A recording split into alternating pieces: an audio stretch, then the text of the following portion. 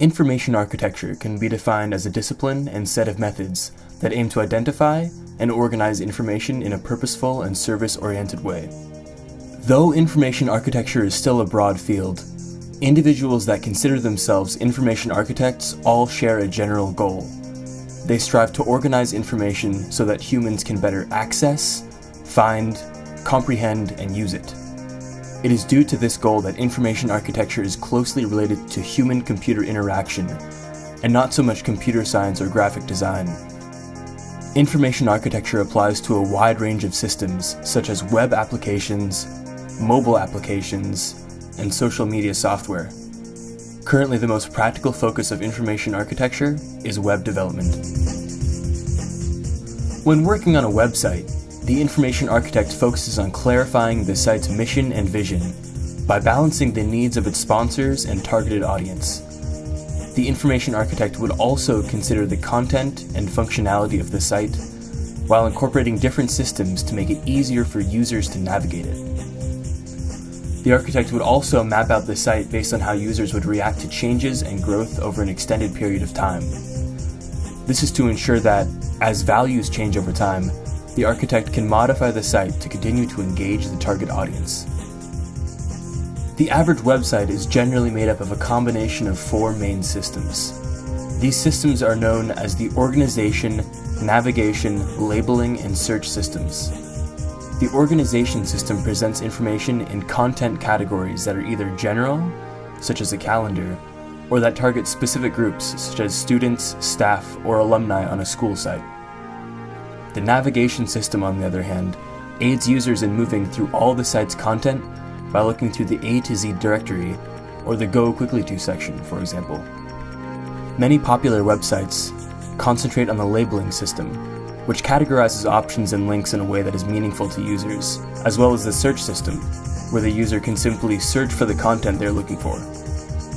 In this day and age, the labeling and search systems are becoming more popular than the organization and navigation systems. Search systems and labeling systems are popular because when users or consumers enter a website, they usually go for one of 2 reasons. Either they are entering the site with a clear idea of what they are looking for, which is known as a known item search, or the consumer is browsing because they have a more general idea of what they want and will look around until they find something relevant or interesting. Now, to show information architecture in action, we will compare 2 different popular websites. Let's focus on search systems for this demonstration. Say we're consumers looking for tacos in Seattle. Let's start by giving Yelp.com a try. As we enter the website, the first thing we notice is a prominent search bar at the very top, which emphasizes the search system. At the top of the results are some convenient filtering options, where you can narrow down your search based on location, price range, and category. Each search result catches the user's eye with a nice graphic on the side, while a clearly visible rating appears on the other side. Also displayed are descriptive categories, neighborhood, street address, contact info, and a user review. One of the best features on Yelp is the integration of the Google Maps interface. Scrolling over a search item highlights a location on the Google map to the side. One can also select an item on the map to read its corresponding listing. This integration makes the search process easier and more intuitive for the user. Now let's compare Yelp to urbanspoon.com. Entering Urban Spoon, the search bar is once again visible at the top of the page, but is less attractive. At first glance, users can only filter results by neighborhood.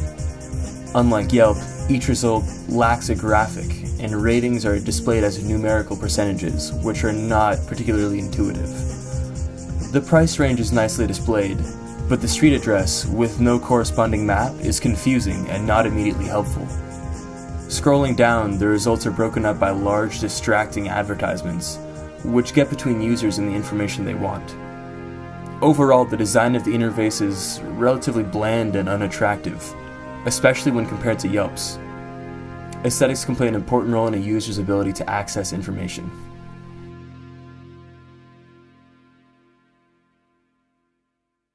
And a good question is a brilliant answer.